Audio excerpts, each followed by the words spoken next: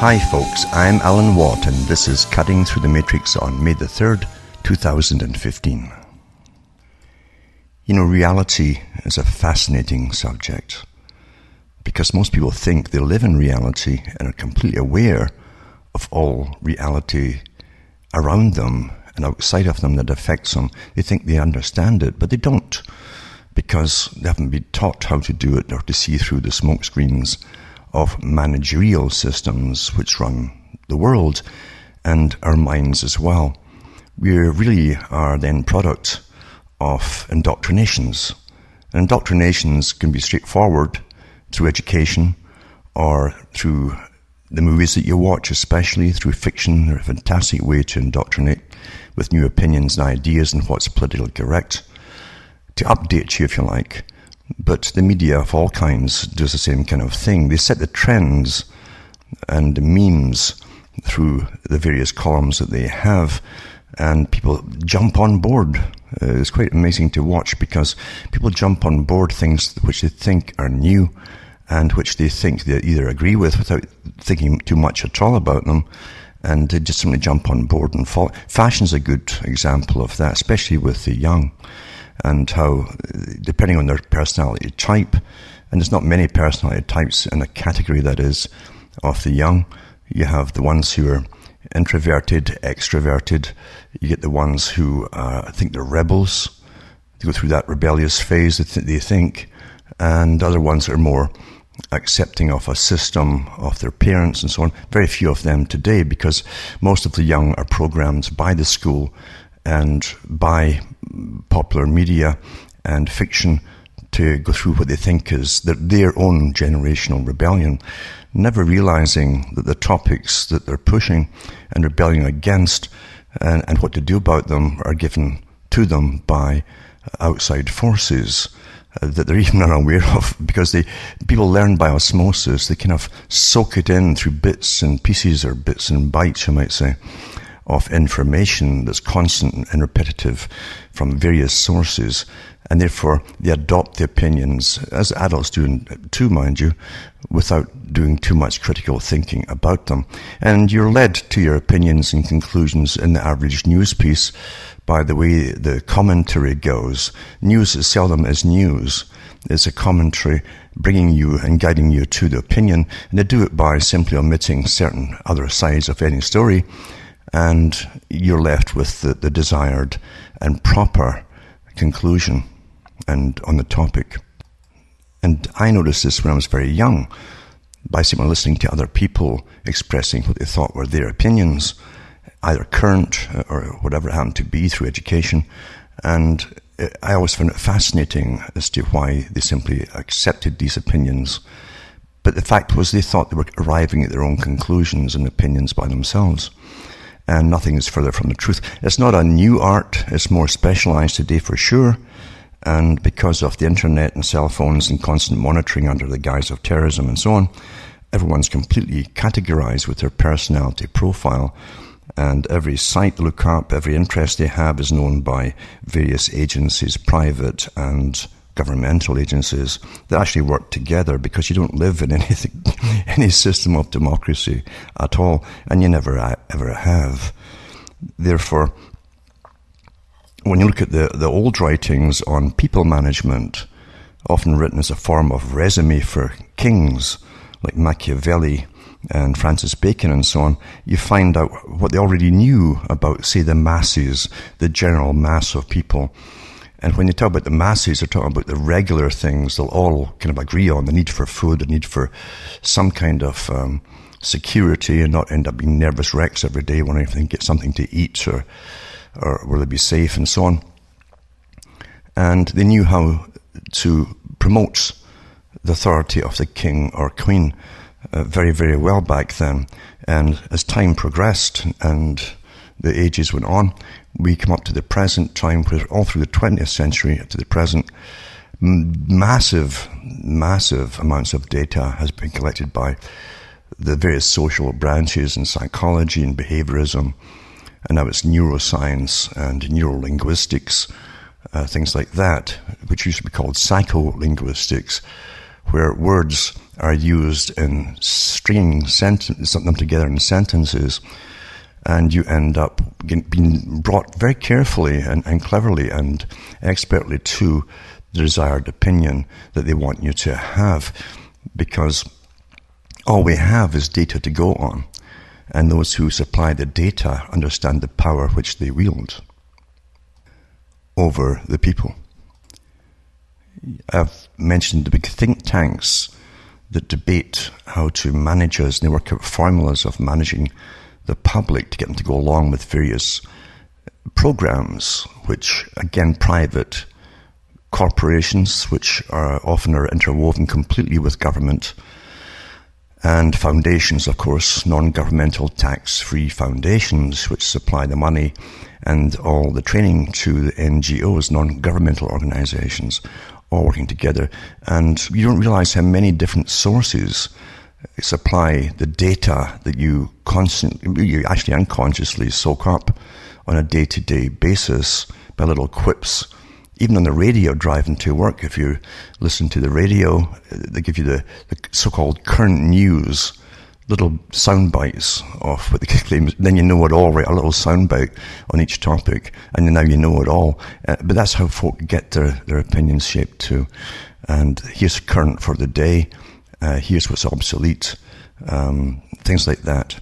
And even the regular talk shows in AM, which are in every city across the world, basically. It's the same format with the same talking head that doesn't take a breath. In fact, they claim that when they train them, they can't have what they call dead air. Dead air. Now, if you had someone sitting across a table in your house, in your kitchen, talking to you like that, you'd have to tell them to shut up, to let you have time to think, because people don't normally talk like that to each other.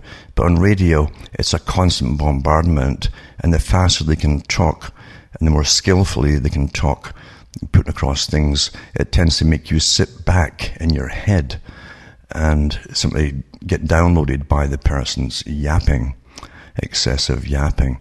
An old technique. In fact, many of the North American Christian groups were the ones who supplied some of the leaders who really perfected that kind of technique in the old tent preacher days, where the fast talker, shoving in emotion and so on, it would carry you away so quickly and so fast by speech that you didn't have time to really sit back and digest anything, any one sentence that you were saying. And so eventually your brain gives up and it takes a back seat and gets downloaded by the data, and emotion is dragged into it too. So we're managed on so many levels by simply profit-making industries like generally city AM stations who want the ratings, and they give you emotive topics on family pets or being abused or something. What do you think about it? And then and they come, all different shades, all arguing with each other. It's so easy to switch people on and off.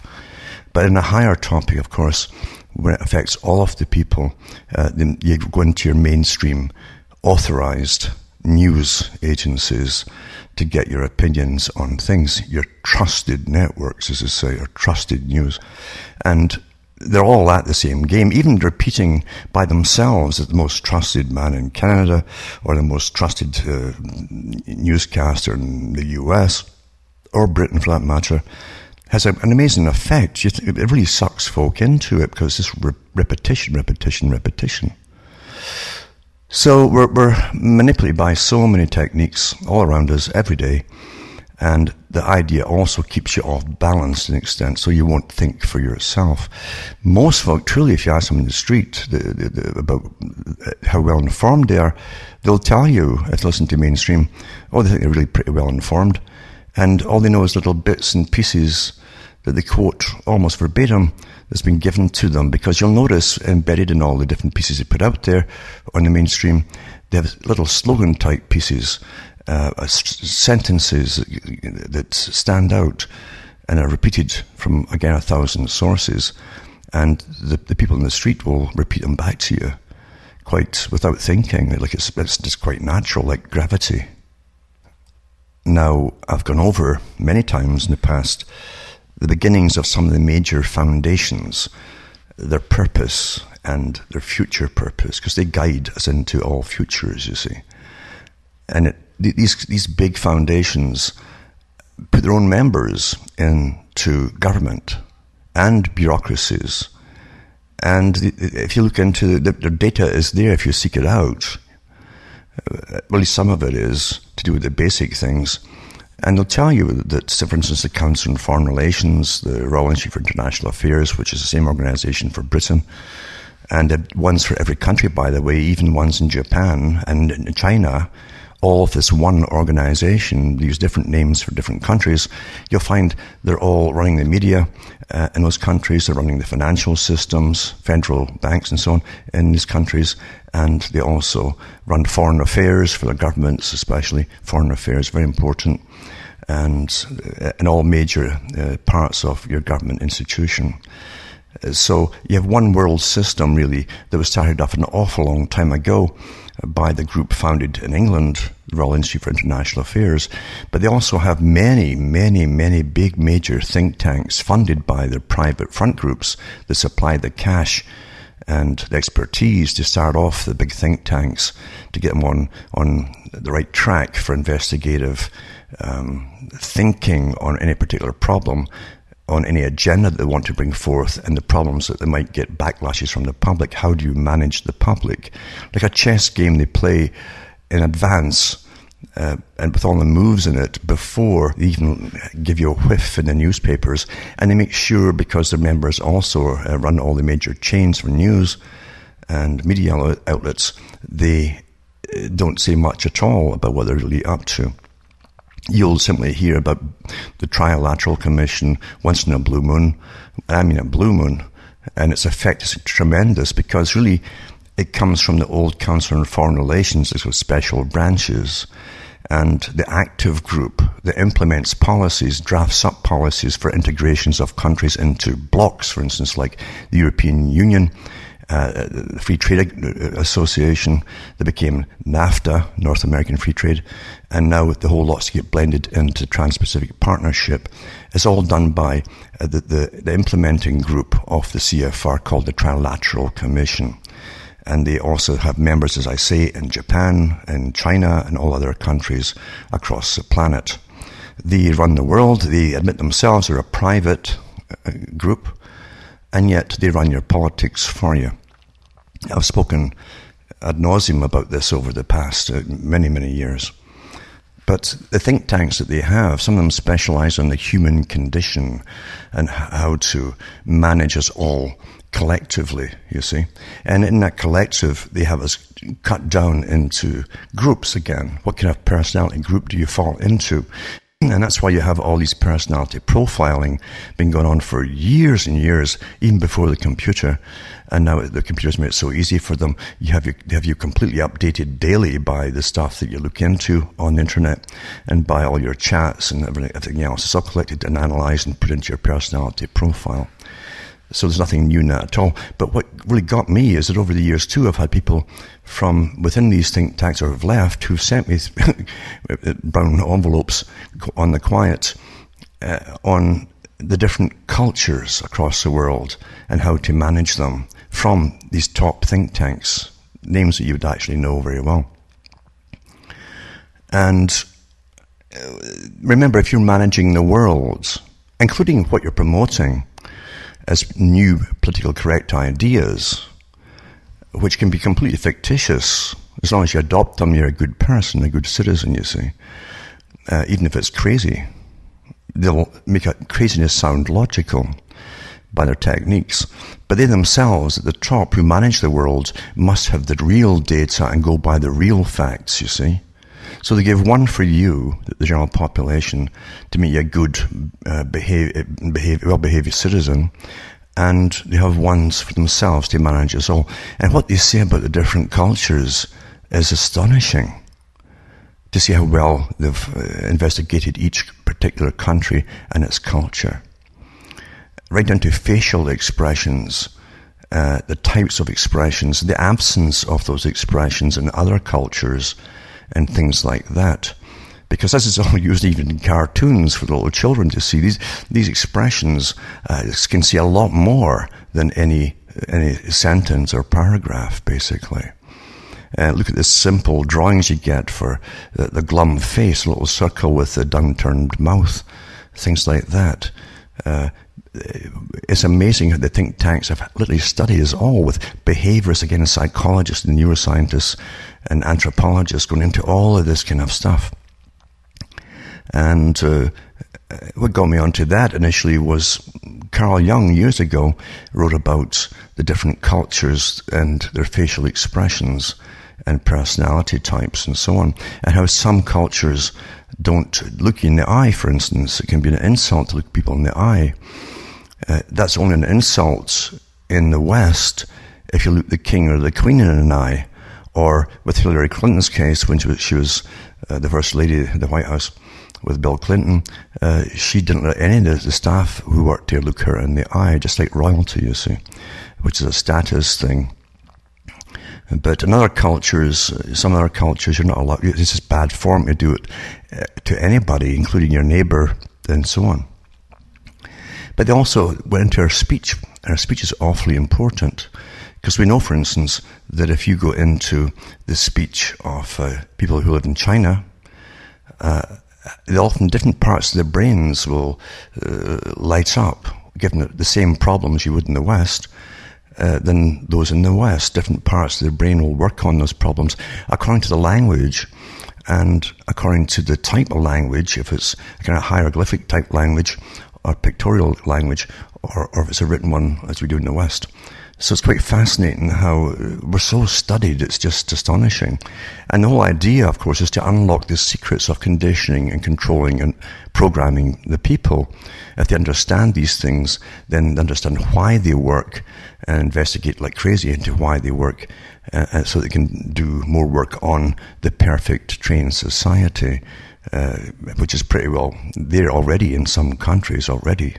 For instance, I don't think in China you would have any problems with major revolutions there at all, or even minor ones to an extent. You'll see them rioting once in a while when the really low classes and outlying areas outside cities are not getting the help they needed when there's been tremendous winter storms, things like that, or the shortage of food. But there's no fear for an overthrow there. And in the West, of course, they're more overt with it, because the West has been a problem to world government ideas for an awful long time, even though those who originated the idea seem to have originated in the West itself. Because the Western people have always had an idea, down through their historical progress, of a type of freedom. It's like freedom's just a word we use for nothing left to lose. It's a good saying from a song, but we have this thing in us, this freedom issue. It's been a thorn in the side of controllers of peoples in the West. In China, you never really had that so much, because they respect and fear power. And those who traditionally had power in China over the centuries exercised it ruthlessly when required. I mean ruthlessly. And it's a different family structure. They're very, very close family structures and so on, but they do respect power. But what interested me too from one of the top think tanks was how they'd studied, say for instance, the Chinese vocabulary and how they speak, right down to how they speak. And they said it's almost from the front of their mouth in a baby type talk, with the kind of syllables and so on, and consonants that they use. So they can afford to be straight with each other when they're dealing with people that they're going to rule or do rule and so on. And again, don't think for a second they haven't done it with Africa and, say, Britain and every other country too. It's quite fascinating to see how they work in all these things into particular psychological patterns, which also affect your behavior and so on. All from just even the way that you speak, the type of words that are used or given to you to use, and how they're pronounced, etc. It's quite fascinating indeed. So anyway, all of these are meant for control purposes. That's the point of it all. How do you control this type of culture and personality versus that kind of culture and personality? And we know, for instance, that the Soviet system was intensely into this. Even before the Bolshevik Revolution, some of the scientists there were into the idea at that time of creating a new kind of human being. They thought they'd make the new Soviet man eventually. And after the revolution, they had they had books turned out on the Soviet man and woman, what they would create to be the perfect, obedient, hard-working citizen. That's never stopped from any ruler's perspective. Today, of course, we live in Charles Galton Darwin's system, where he wrote in his book, The Next Million Years, he says, slavery has always been in existence.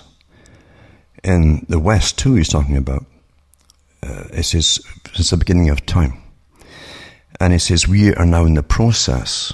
He says, it's always existed in some form or another. And that's a very telling thing. Remember, when you get out, they used to call them wage slaves, for instance. You get minimum pay. You're kept in minimum living conditions and minimum life for that matter, and you can be worked to the bone. With those kind of systems, they need more overt power, the threat of power and so on, to keep you in check, to make sure you obey, especially with Western type cultures. But he says, well, there's always been slavery in existence in one form or another down through the ages, and he says we are now in the process of creating a more sophisticated form of slavery. Now, this ties in with the whole program, by the way, of the amalgamation of nations into trading blocks, which in turn come under a world body. So that each trading block will have a parliament system, and then there'll be a world governing body above that. And it's all done through governance, as they say, where you have different panels from, again, non-profit organizations, all run by the same institution at the top, unelected, really planning the whole future. And we're already in it, by the way, for everybody on Earth. Now, this organization called Royal Institute for International Affairs initially came out, they claimed, as a non-profit organization, and they were given a royal charter to exist. Now remember, everything gets the title royal is technically privately owned. It's not a national thing as you would think, unless the Queen, for instance, owns all of Britain. But it's given a charter to exist as such. When you join up the military, you're called a private. You're owned privately. You're no longer a member of the public as long as you're in uniform. And they're all, society is also a part of the same institution. Their job is to direct academia and what sciences to teach and believe me, there are beliefs now in sciences and what beliefs to teach for sciences with ecology or anything else for that matter. What's the right one to do for, again, a big global agenda.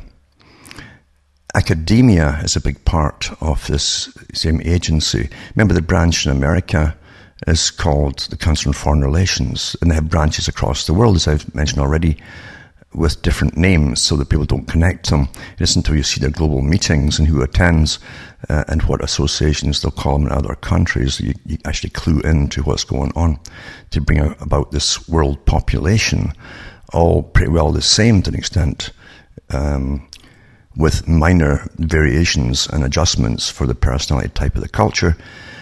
And you realize that it's all academia, it's all newscasting, and so on. Academia is very important, remember, because they don't simply pick out their future members in a managerial class for managing people across the world in academia. They must train them to believe what they're being taught as well, those same managers. And those who clue in are a bit more psychopathic than the rest, and streetwise can sniff out what's the right thing to say or push, you see. And they get the good marks, they get picked out, they know what questions not to ask. That's awfully important for promotion. And then you get up the ladder in managerial positions, including government, because government, under the system, which already exists, by the way, and has for a long time, is a system of promotion where you know what not to ask. You'll have a vague idea of the main topic in various areas, but and maybe almost a certainty of the conclusions, but you don't ask the questions. You simply obey orders and push what you're told to push, and you get a little gold star and you're pushed up the ladder. That's how it really works, and you're well rewarded financially. But the Council on Foreign Relations really has put precedents in of all parties for about 100 years now. Even before it was called Council on Foreign Relations, and before the Royal Institute for International Affairs was called that name too. And we know that by Carroll Quigley, I've mentioned many times, who wrote about the Anglo-American establishment, a good book to read, and Tragedy and Hope, of course, and in other papers he put out too, for within that whole managerial class managing the US at that time up until his death. But he gave you a portent as well of where the future was to take the world, because the world is planned to go where it goes. It doesn't simply happen. Even the financial crashes don't simply happen, because you'll find the top central banking systems and so on are all, the chairman and the top staff are always come again from the same private organisation of Council on Foreign Relations, Royal Institute for International Affairs, the Canadian branch of it, same thing, and Australia, New Zealand, or whatever it happens to be, or the European Central Bank. They all come from the same one organisation. So this one organisation runs the major arms of managing all peoples through academia. They run the major newspapers. Their magnets all belong to this organization. And they run your politics too. They put their own members lifelong members, into positions as at the top for elected government, and for those unelected, the bureaucrats who are there for life, and they know in their departments what their agenda is for their whole life, basically, and they implement it. Nothing is further from the truth than there is a democracy. But the bank crashes don't happen by themselves, because you need them if you're going to change a system into a pre-planned system. Everything must fall into place, including using crisis, real or imaginary, to get what you want to happen. And remember, the Bank for International Settlements is set up by the Royal Institute for International Affairs. The United Nations is set up by them. The whole idea was to get institutions to bring a world system in, totally controlled, by the way. And the IMF is, all the different branches that do with all monetary systems, those who are supposed to oversee it and overlook it and so on, are all members of it, and they must do what they're told, and they do what they're told. So when bank crashes on major scales happen, it's because they want it to happen, because they want to bring in a world system with the Bank for International Settlements, having total control of all the economies of the world, the financial systems, exchange rates and so on, of the world, until they amalgamate them all. It's quite simple, really. It's not difficult at all to understand. Now, you find the funding for these private organizations come from the foundations, the so-called philanthropic organizations. Massive amounts of money. They're tax-exempt foundations. They have massive investments through the guys and families that start them up, lifelong investments. They're rolling in cash. And they have their own huge bureaucracies, massive bureaucracies, some bigger. These foundations have bigger ones than some governments do, because they all have their own agendas, all worked out with their divisions of agendas to manage their countries, their blocks of countries, and then into the governmental world system as well. And they all work together. So regards to the names of the foundations, as far as I can see, they're all one big foundation as far as all policies, purpose, and so on goes. But it's interesting that even Adam Weishaupt said that they would take over the forms of governments by using foundations, and they would control the countries. It's not a new idea by any means, but it certainly has worked for a long time now. But it's so amazing that they give you fake histories in most countries. They want to make you think that there was some kind of utopian age back whenever, and there never was in histories of countries. History is a horror story, to be honest with you, for most of the public, in all ages. The only temporary phase you had was right after World War II, especially in the US, not so much in Britain at all, but in the US, of prosperity for one generation that lasted, well, up until 1970s and started going down then. And the currency kept losing value, as it's designed to do, because it is truly debt money. I'm sure you all know a lot about the fact that it's all loaned into existence. And with every dollar or pound note printed, then a debt must be paid for it right from the start. So that's a whole topic in itself, and I'm sure lots of you out there have really looked into that. But the fact is, we're in a controlled, managed system, and those at the top guide every aspect of the cultural and social changes at all times. All times. Even the ones who are out there to rebel, to get something else through. The followers never understand, they think they do, of course, naturally, what they're rebelling for, and what's going to come out of it. They think they do, but they never do. They're always getting used for some other purpose by those in the know. And these purposes today, of course, are to bring in a standardized system controlled by the same organization across the whole world. That's what these color revolutions across Europe were for, and even in certain parts of Africa. Well, even we see it in Ukraine, in fact, for that matter. These were start off with color revolutions, and then you start off with a real revolution, and it's all orchestrated from the top by unelected private foundations financing these private governance associations, as I like to call them. Now, to get into the topic really tonight, which I didn't mean to go off for half an hour on something else, but it all ties in, you see. To understand things, you have to understand the background of things, the history of things, what's behind it all, who's behind it all, and how they're doing it, and so on. But for instance, as I mentioned about the new Soviet man, they really tried to create in the image of the state. Remember, if there's no deity, then the state is God. And that's the reason they must destroy the deity that's been traditional in some countries of the West, because it stood in the way of either being obedient to God totally, which sometimes meant being disobedient to the government, if it was a nasty government, for instance. And therefore, any god, including the state, can have no rivals, you see, no other gods before them. And they must eliminate the system and bring in an atheistic society, training you that the state is supreme and all-powerful, to have your obedience, you see. So that you'll actually agree with being obedient, and you won't complain about things and so on. You'll suffer gladly, as they say. Now, this system of creating a new type of human being is more blatant in some countries that are already a form of totalitarian system already, and people accept it and think it's normal. It's amazing how if you're born into a system that already exists, you think it's all quite normal. That goes across the board in every culture and every nation. But if you go into the Soviet communist type systems, then, and don't ever think they're different from the right-wingers, because it was a so-called financial elite who set up the socialist system in the first place a long time ago. And that led to the communist system.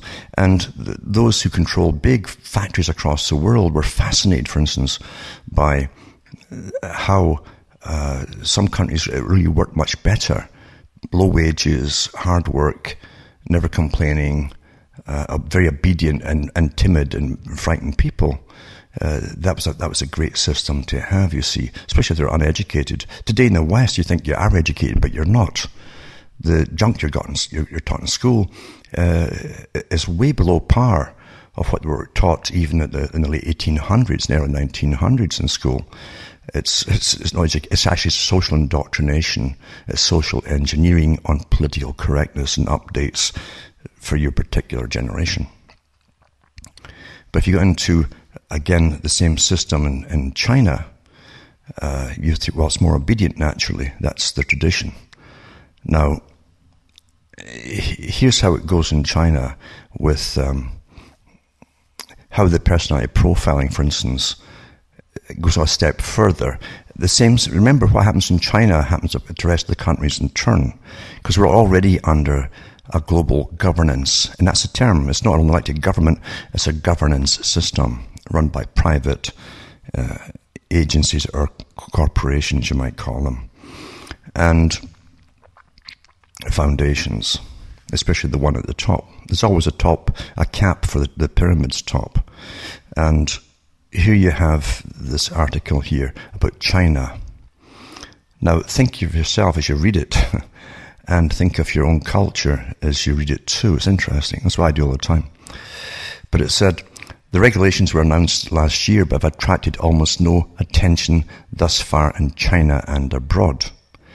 It says, this week, Rogier Kremers, a Belgian China specialist in Oxford University, published a comprehensive translation of the regulations regarding the social credit system. That's what's called the social credit system, which clarifies the scope of the system. In an interview with Dutch newspaper De Volkskrant, he says, with the help of the latest internet technologies, the government wants to exercise individual surveillance. Now remember, it's only over the last few years you've had various articles in the media about Yahoo helping set up the internet system a while ago in China. I'm sure Google's involved too, all the biggies, which are all really one at the top. And they're not only collecting all the data on everyone, but they're also looking for they also know the type of citizen they want to create there. And Yahoo have come out in the past about helping them set up the system in China where they actually cut off folk who looked at certain particular sites. It was a form of banning them, basically, from looking at certain sites. But it's also noted who they are and why are they want to know why they're interested in these particular sites or this content of information. But here's where it's going with the government wants to exercise individual surveillance, it says, with the help of the latest internet technologies. It says, in his view, this surveillance would have a wider scope than was the case under the former East German system, the Stasi. The German aim was limited to avoiding a revolt against the regime. The Chinese aim is far more ambitious. It's clearly an attempt to create a new citizen. Same old thing again, you see. It says the intentions of the new system are not only economical, fighting fraudulent practices, but also moral. You see, here you go. This is a deliberate effort by the Chinese government to promote amongst its citizens socialist core values such as patriotism, respecting the elderly, working hard, and avoiding extravagant consumption. That's the same old agenda that's been here for an awful long time, into austerity, work hard, and all the rest of it. And be patriotic, meaning obey the government. That's what they mean by that, when the government itself tells you to be patriotic. This is a bad credits code, and that's not just money. This is other things. Can result in not being eligible for certain jobs, housing, or credit to start a company. Can't get a job, you'll starve to death, right? On the labour market, you might need a certain score to get a specific job. Eventually, it'll be any job, you see. This is the whole key to things. And it says, when people's behaviour isn't bound by their morality, a system may be used to restrict their actions. And it says, explanation of the Chinese Academy of Social Sciences. It says, very ambitious. It's Amazon's consumer tracking with an Orwellian political twist. This is Johan Lagerqvist, Chinese internet specialist at the Swedish Institute of International Affairs. Interesting, eh? The Swedish Institute for International Affairs. Remember, they're all Institute for International Affairs in Britain. See, they all have them, you see. It says a Chinese internet specialist at the Swedish Institute agrees this system is very ambitious in both depth and scope, including scrutinizing individual behavior and what books people read. It says it's Amazon's consumer tracking with an Orwellian political twist. In Hong Kong, a spokesman of Human Rights Watch China, Maya Wang, sees a scary vision of the future in the system. Currently, there is intensive surveillance of sensitive groups, such as dissidents, but the social credit system goes to another level. This is an effort of surveillance of all people. It's actually tighter control of all people. Lagerqvist questions where the system can be put into practice easily.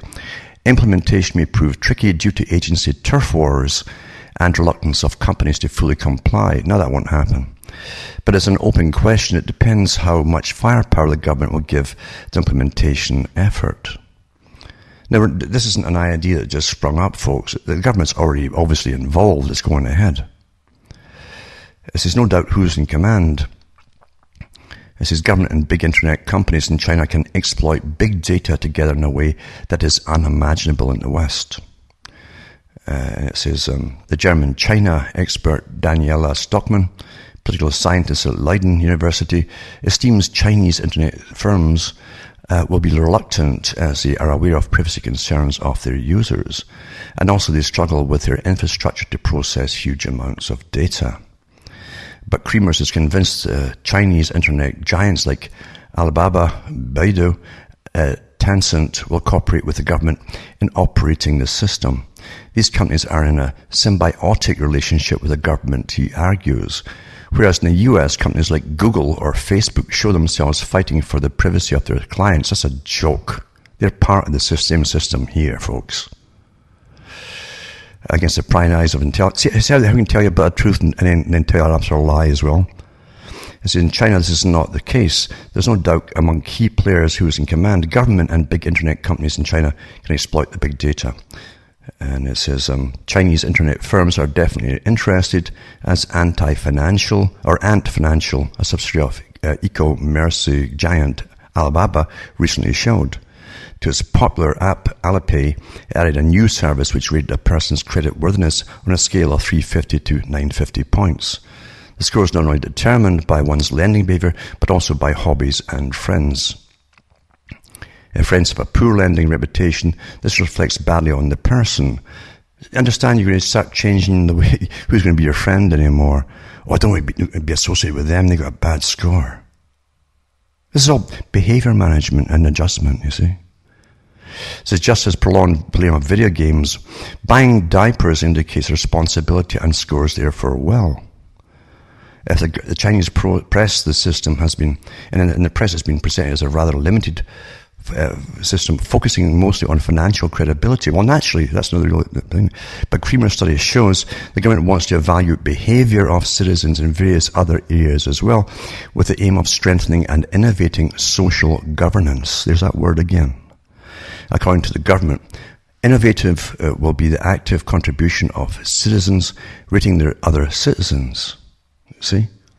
Imagine a Chinese person being able to rate his doctor or his professor, as is already happening in the US, and he or she might also give a bad score to polluting companies, as the system will be applied to companies and institutions as well, says Creamers. It says, so far, the reaching scope of the system is confirmed by an explanation on the website of the Scientific Institute, CASS, C-A-S-S.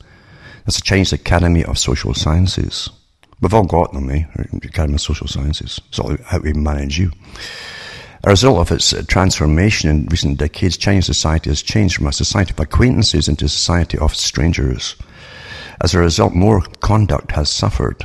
But people's behavior isn't bound by their morality. A system must be used to restrict their actions. Therefore, it is time for the social credit system, which covers four major fields: politics, business, society, and justice. According to Professor Wang Shukun, who is working on the new system, the mechanism for establishing financial creditworthiness is practically ready to be put in place. Without such a mechanism, doing business in China is risky. She stresses that about half of the signed contracts are not kept. Especially given the speed of the digital economy, it's crucial that people can quickly verify each other's creditworthiness. Adding, understand this is going to end up where you'll all be policing each other. It's not just self-monitoring or self-policing, they call it. The United Nations are teaching you. You'll also be used to monitor and police someone else's behavior. That's been an old idea put out years ago by Royal Institute for International Affairs and a lot of the papers, and through the United Nations, which they run. And here it is being implemented to the next level. It says, this is the most staggering publicly announced scale of the use of big data I've ever seen, says Michael Fertig, Silicon Valley entrepreneur and author of The Reputation Economy. It certainly feels about as Orwellian as your nightmares would have it. On the other hand, it's probably a fairly inevitable evolution. This guy probably, Michael Fertig, probably is at the very least a CFR member, as he tells you one thing and then spins it in another. It says, on the other hand, it's probably a fairly inevitable evolution. That's often what they'll tell you. This is inevitable. And then you say, oh, well, you know. It's an updated big data version of the long-standing Communist Party's degrading of China's citizens. It's exactly what any command state would like to do with data. Now, we've already got it here, folks. And it just simply doesn't come out and say it's doing it to you overtly, but they give you bits and pieces of it in other ways, you see. And they've been collecting our data long before internet. Once the internet came along, they knew exactly what they wanted to glean from it all. That's why they gave it to you in the first place, for controlling you and managing you better and knowing all about you all the time in real time. And if you look at all the politically correct adjustments that you've had over the last few years and what's at the top of how you must accept this and accept that and believe this about those folk and believe that about those folk, or else this is the same thing going on here. And then a little quips you make where you don't quite like those folk for some reason or another, and that is your right, is monitored and you put down and flagged and all the rest of it. It's already here, believe you me. But they don't have to be so shy about letting you all know in China as they do here, you see. That's how it works. That's quite amazing. And another article here too, I'll put up tonight, is nanorobotics and the invasion of privacy. I'll just touch on that quickly. It says the National Health Federation was the first to alert the public and the health freedom community about the need for a constitution for the race of mankind because of the invasion of privacy and increased vulnerability to outside control of internal bodily processes via monitoring by healthcare professionals. Science is a double-edged sword. It creates as many problems as it solves, but always on a higher level. In November 2012, the National Health Federation published a book review on the physics of the future by Machio Kaku. NHF was the first to alert the public and the health freedom community in particular about the need for a constitution for the race of mankind, as we understood we were about to be violated. The excellent, albeit lengthy, book's major flaw was not carrying the technological innovations in regards to nanorobots through to the ultimate conclusion, and NHF noted it. The invasion of privacy and increased vulnerability to outside control of internal bodily processes via monitoring by healthcare professionals. And it quotes a preview from, or quotes from this book, it says, from a review. So there are so many issues to decide which ways to invade privacy while delivering greater information and scope of services. We have some major decisions to make as a race in the present, the future is now. Taking a proactive approach to sensitive considerations will ensure the preservation of all you hold dear now. So now with the development of the Internet of Things and big data, we've already traversed the brink of privacy invasion in the implementation of systems like Epic medical record keeping and smart meter installations. How far are we willing to go to have knowledge of our body's inner workings? Never mind that, everybody else's interest is going to have it all too. How much internal invasion will we tolerate in order to gain biodata, perform surgeries, or deliver medications without using the skin as a portal of entry?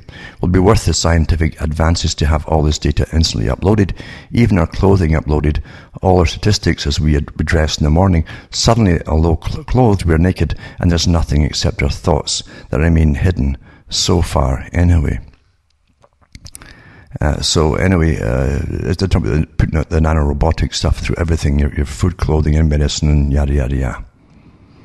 Total monitoring of everything you do. And then you go into the same system of scoring that China is using, and you'll be graded on, do you eat too much, you eat the wrong kinds of things, all of those kind of things, all monitored in real time, you see.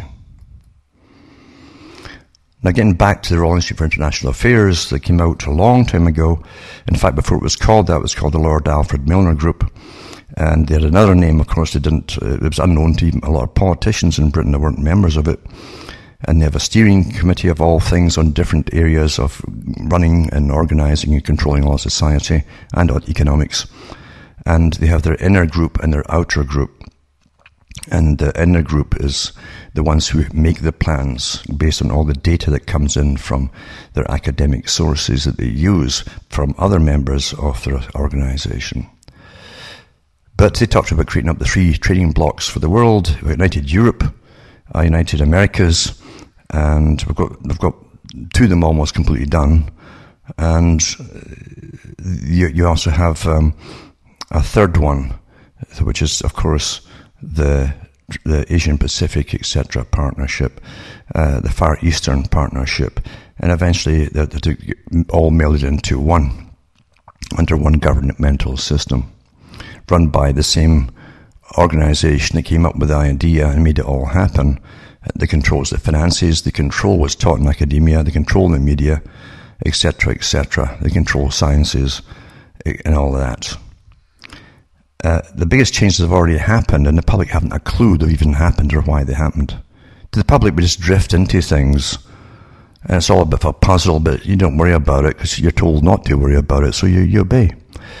Half of Canadians are clueless about impending Pacific Rim trade deal, it says here. And it says, now here's how they spin this too, right? This is from the National Affairs contributor, Dinny Moore, who's been a member of the CFR herself, who knows? But Trade Representative Michael Froman, so it shows you all different people here who meet with the Pacific Rim trade ministers, including Japan, and Economics Minister Akira Amari, during a news conference to conclude the Trans-Pacific Partnership, and so on and so on. We've got Singapore in there, and we've got the US trade representatives. Michael Froman, he'll be a member for Trilateral, and Singapore's Trade Minister Lim Heng Kiang meet with the Pacific. Almost half of Canadians know so little about a proposed free trade deal with Pacific Rim countries. They knew the same thing with NAFTA, almost zilch. And that's how it's done. By the way, the term fast tracking means it bypasses some nation's Congress. It's simply all made by the private organisation, Council on Foreign Relations, Royal Institute for International Affairs, Trilateral. In fact, it's generally the Trilateral branch of that which drafts it all up, and they put their own men in to implement it and sign it. That's what they do with NAFTA and GATT and so on. But it's the same Trilaterals that are working on this. It says, we've come a long way from the heated debates over the first free trade deal signed with the US more than 25 years ago. And Canadians are generally accepting of such deals. It's because they're totally oblivious to them or haven't a clue what they really are. It says, here it is, the survey released Wednesday by the Angus Reid Institute. They do the polls and all that. Now, polls first came out as a public relations exercise because in psychology they realized that a lot of the people like to be in the mass and the majority in an election or whatever it happens to be, and with the opinion of a poll, for instance. So if you put out fake statistics and say, well, 60% agreed with, oh, well, I agree with them then. You know, that's what you say. Even if you don't understand it doesn't matter. So they're often bogus. But anyway, this goes on to say, this article, when nearly half of Canadians say they don't know enough about a big agreement to render an opinion, that is significant, says Sachi Curl, Senior Vice President at Angus Reid. Earlier this month, the Public Research Group conducted an online survey of 1,475 people who have signed up to participate in their forum. So there you go, 1,475 people, right? And they'll say, well, that's all Canadians. No, it's not. And then they can be awfully good with it, with the way they spin things. They can be very selective in who they've picked for the polls. They already know their views and opinions from previous things they've involved them in study groups. It says 48% felt they didn't know enough to form an opinion. Of the 52% who did have an opinion, 4 out of 5 were in favour. Really? There's very little. Is this an official, like you do for elections, you get a vote on it? No, we don't get a vote on it. We give these fake polls. So there's very little awareness on the issue, Carol tells Yahoo Canada News. But overall, forum members appear to be increasingly supportive of trade deals, the poll found. Really? Ask all the thousands that lost their jobs when all the factories were moved to China under the GATT treaty, and the last one that they did with China. We are much more embracing of trade than we were a generation ago, Carol says. Really? If you go back to things like the Free Trade Agreement in 1988, it was a big national debate at the time. Was it? It was meant to be so confusing to the listener, you still hadn't a clue what it was really all about. Deliberately confusing. As we become a country that broadly and cautiously says free trade is a good thing or an okay thing. This is the same kind of article they published almost verbatim with the countries voting whether to join the EU or not. It really is. Preferred trade partners, traditional trading partners, the United States and the European Union, still top the list of preferred trade partners by 49% and 40% of respondents of this small survey, respectively. Last year, they garnered 36% and 37%. When things are not going not so great south of the border, we hear a lot of conversation about how we need to talk of all our eggs out of this one basket and look at diversifying and look at trading in new markets, she says. As we see the US starting to look like it's rebounding and looking a bit better, it may be that there is a bit more of a swing back to saying let's stick with our biggest trading partners. This is so superficially vague and rubbishy. It's going to make no difference. Simply you think, well, I guess a lot of folk are for it, That's the intention of the article. So if other potential partners, poll participants favoured China over South and Central America or India, and 40% favoured enhanced trade with China, placing it third amongst prospective partners. So this is a junk article, you understand. Groups including the Council of Canadians and Doctors Without Borders oppose the Trans-Pacific Partnership. Well, the Council of Canadians is a bogus red herring group, believe you me. They've worked with the globalists many times in the past when they pretend to oppose them. It says deals like the TPP are of modest to insignificant economic value to the country, which put importance on environmental, social and job creation policies at risk at home and abroad. It says, but the agreement does have significant support. It says the TPP can ensure that North Americans aren't stuck on the outside looking in as rapidly growing Asian economies pursue new trade accords amongst themselves. It says the deal has not been finalised. Officials were scheduled to meet this month in Maryland. And the partnership involves 12 countries: Australia, Brunei, Darussalam, Canada, Chile, Japan, Malaysia, Mexico, New Zealand, Peru, Singapore, the United States and Vietnam. The federal government says those countries represent a market of 792 million people and a combined GDP of $28.1 trillion, close to 40% of the world's economy. Because it's an online poll, there's no margin of error in the Angus Reid Institute poll. Rubbish. For comparison, a traditional survey of this size would carry a margin of error of plus or minus 2.6 percentage point. That's augmenting the lie, you see. So there's as much news the average idiot is going to get given to them by reading mainstream, you see. And then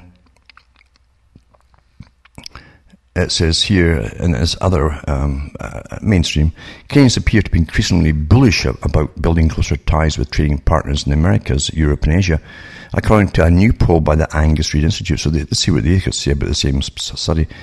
Particularly the level of support for the proposed Trans-Pacific Partnership currently being negotiated amongst 12 Pacific Rim nations in Asia and the Americas.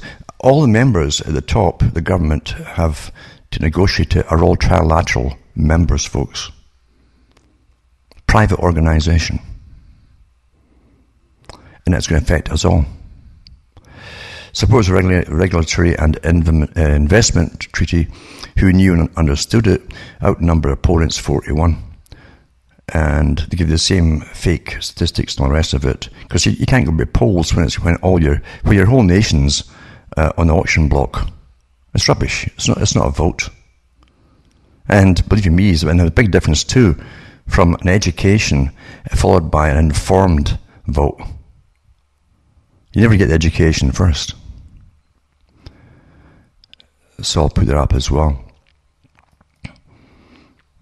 And then you look at here they are supposed to just negotiate. It's on fast track, folks. I'll bypass Congress. Congress, for instance, in the US can't amend anything once it's through. That's what happened with the NAFTA deal. So Abe and Obama look to swift conclusion of Trans-Pacific Partnership deal. That's fast track. This is US President Barack Obama and Japanese Prime Minister Shinzo Abe held a press conference in the Rose Garden of the White House in Washington, D.C., April 28, 2015. The Trans-Pacific Partnership does not include China. Actually, they've got trilateral members in China too, with a different way into the same system. It's very clever. And it says here, Mr. Obama was speaking at a joint press conference with Japan's Prime Minister and so on. And it says, earlier, two leaders agreed on new guidelines for Defense cooperation. And it says that TPP is aimed at liberalizing markets in 12 countries, and the US and Japan are amongst the biggest players. It's poised to be the world's largest ever free trade deal, and estimates suggest that the proposed deal could cover up to 40% of global trade. Other countries involved in the deal are Brunei, and it tells you the same once again. It says, the deal has been... It's amazing how they use the same wording everywhere you look, isn't it, from the mainstream? In the same order and everything else. See, it's one source giving you all. Because the trilaterals run everything with the Council on Foreign Relations. All the media. The deal has been in the making for about a decade. Both leaders have advocated for the partnership, arguing that freer trade will benefit their economies. Well, ask Britain if joining the European Union... They're not even British anymore. As I say, if you visit Britain now, you're a foreigner in your own country. Because the borders are gone. And it's totally merged into Europe. Your history, everything's gone. The culture's gone. And that's going to happen in the States too, more so than it's happening already. And it says, I know that politics around trade can be hard in both countries, said Obama in the press conference Tuesday, but I know that Prime Minister Abe, like me, is deeply committed to getting this done, and I'm confident we will. Abe, by the way, the President of Japan, Prime Minister, is a member of the Japanese branch of the Trilateral. It's called a different name over there too. So it's an in-house thing, you see. And it says both countries also recently agreed on new defense guidelines. It says that the security treaty covers all territories under Tokyo's administration, including islands in the East China Sea, which Beijing also claims. It says the new guidance also build Japan's resolution last year to reinterpret its pacifist constitution and take on a more assertive military role, allowing Japan to defend the US and other allies. So again, the World Army idea all working together and so on and so on. So once again, from the mainstream, the BBC this time, you get told really nothing about it, really.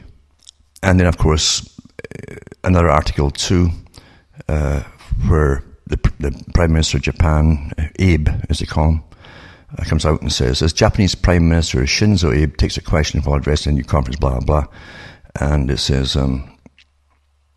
his value, the TPP, is awesome. He says, well, that tells you, that's good enough for the average person. That's awesome. It's awesome. His values are awesome. There you go. And, as I say, look what happened when China started. Didn't China just started making stuff all by itself and flooding the West? It was done through this private organization that gave you your central banks and run it all, with the top members being, the guys who run the central banks being top members of it. And they run your governments, your prime ministers, your presidents, this private organization. And they gave you the GATT treaty and the NAFTA treaty and all the rest of them. And they gave you the free trade with China. And you saw all your factories going abroad. And you have to dig and you find that we paid for the factories to uproot in your own countries and build in China, transport and build in China. We paid for all of that because they put it down as loss. And you had no jobs left. And it's never recovered. So there's another article there. It says, Obama corporate free traitors and you fast-tracking the Trans-Pacific Partnership, it says. It says the pro-big business President Barack Obama and his corporate allies are starting their campaign to manipulate and pressure Congress to ram through the Pull Down on America Trans-Pacific Partnership, a trade and foreign investment treaty between 12 nations, and it gives you the same nations again. The first skirmish is a fast-track bill to have Congress formally strip itself of its constitutional authority to regulate trade and surrender this historic responsibility to the White House and its corporate lobbies. You're privately owned in America, if you don't know it, including your White House. by the corporate. They used to call it fascism when you couldn't distinguish those in government from in private business, big corporations. That's the same, and that's what you have now with the CFR, Royal Institute for International Affairs. Their intention was always to create this system, and they used the communism system because they were fascinated and studied the Soviet system of how they managed the society and updated their political correct ideas and all the rest of it, and gave them new ideas that they had to accept personally and part them in public, or else you got into trouble. So they use both systems, you see. It says, unless you think the TPP is too commercially complex to bother about it, think it again. The mega treaty is the latest corporate coup d'etat that sacrifices the American consumer, labour and environmental standards, inventively called non-tariff trade barriers, and much US sovereignty to the supremacy of corporate commercial trade. No single column can adequately describe this colossal betrayal, camouflaged by phrases like free trade and win-win agreements. That's what they give you, these slogans, you see. For comprehensive analysis of the TPP, you can go to Global Trade Watch, and I'll put the link up tonight for that, Global Trade Watch. And it says, trade treaties like NAFTA and GATT, which created the World Trade Organization, which runs by a star chamber court, by the way. 5 unelected guys appointed decide who can trade with whom and who can't with different companies and all the rest of it.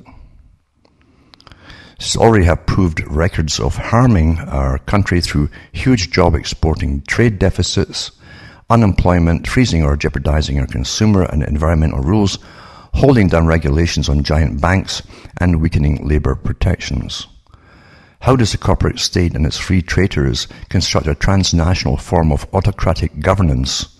And that's what it is, an autocratic governance. Whenever you see governance, it's autocratic, folks. They don't want you involved. It says that bypasses the powers of our branches of government and accepts decisions that greatly affect American livelihoods issued by secret tribunals, and they have their own secret tribunals run by corporate lawyers and turned judges. Well, first they establish autocratic procedures such as fast-track legislation that facilitates the creation of an absentee autocratic government, which betrays the American people by going far beyond reducing tariffs and quotas. It's the same in Canada and elsewhere too. It says, imagine when the TPP treaty finally gets negotiated with other nations in secret. The White House cynically classifies it as an agreement requiring a simple majority vote, not a treaty requiring 2/3 of the Congress for passage. Fast-track legislation then limits debates on the TPP to a total of 20 hours on each chamber. Then Congress lets the White House tie Congress's hands by prohibiting any amendments and requesting just an up or down vote. Meanwhile, the campaign cash flows into the abdicating lawmakers' coffers from the likes of Boeing, General Electric, Pfizer, Citigroup, ExxonMobil, and other multinational companies that show a lack of loyalty to the United States. Well, they're international. And it says, they show a lack of loyalty to the US, no corporate patriotism, due to their ties with communist and fascist regimes abroad who let them get away with horrible abuses and repression in the name of greater profits. Remember what Carl Quigley said, the historian of the Council on Foreign Relations, which also is the branch called the Trilateral Group. He said, we bring in all kinds, communist dictators, fascists, we don't care, he says. Because they understood that they're going to bring it all into a brand new system and use all of the techniques, combine the parts of all techniques that work on managing us all. It says many of these Pacific Rim countries, for example, have bad labour laws and practices, few, if any, consumer or environmental protections that can be enforced in courts of law, and precious little freedom of speech.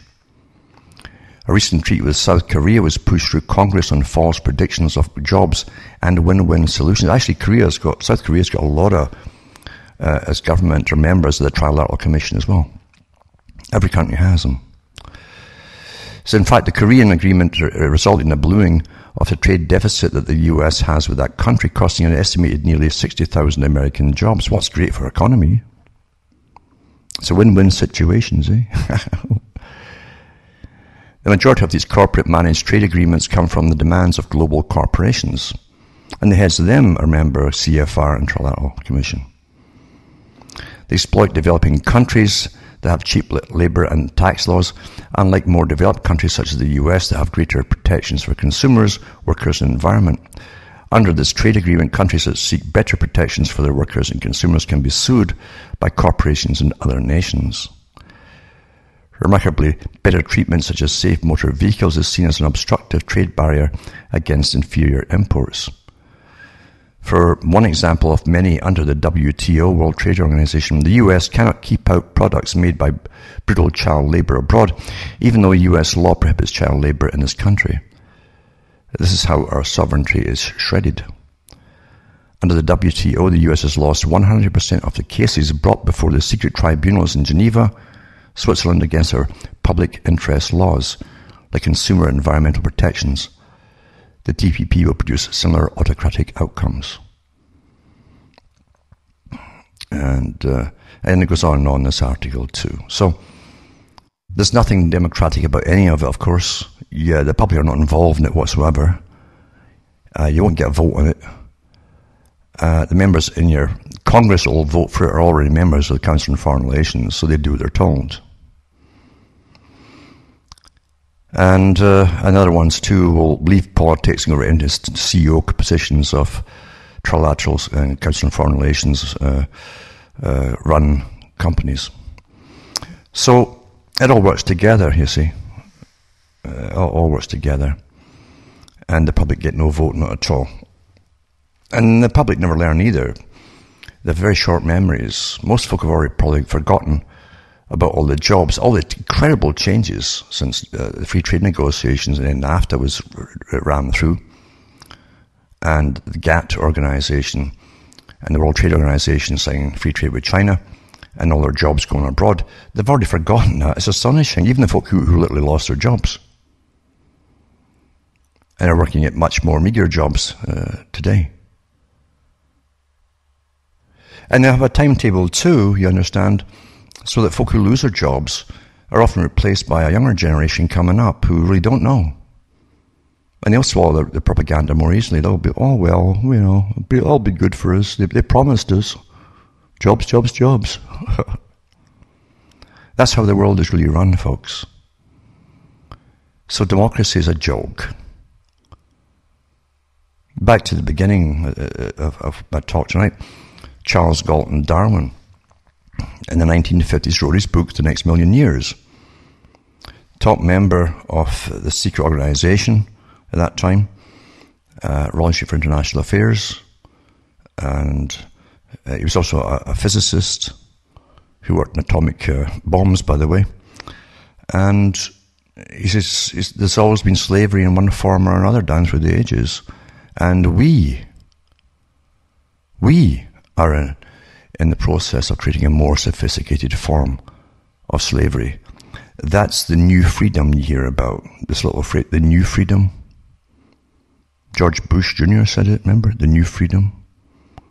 Redefining freedom, folks. Because they've changed it all under the guise of terrorism. Redefining freedom. And this whole system is a new totalitarian. It's almost the fait accompli of the totalitarian system, and you're getting the same programming as they're getting in China, where you better accept the new politically correct updates, and you must be for whatever they tell you to be for, and don't have any other objections to what you're being told to do. No opinion of your own. In fact, what you're told your opinion should be, you will adopt that opinion or else. You already see it with intolerance in different guises in Canada, in the US, in Britain, and elsewhere, for this new global society. And don't ever think it's just left-wing or right-wing.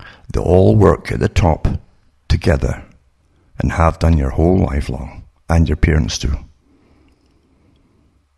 Because they all belong at the top to the same big private club that runs the money, it runs your government, all your policies, your educational system, your indoctrinational system, your media system, your entertainment system, and ultimately they run you.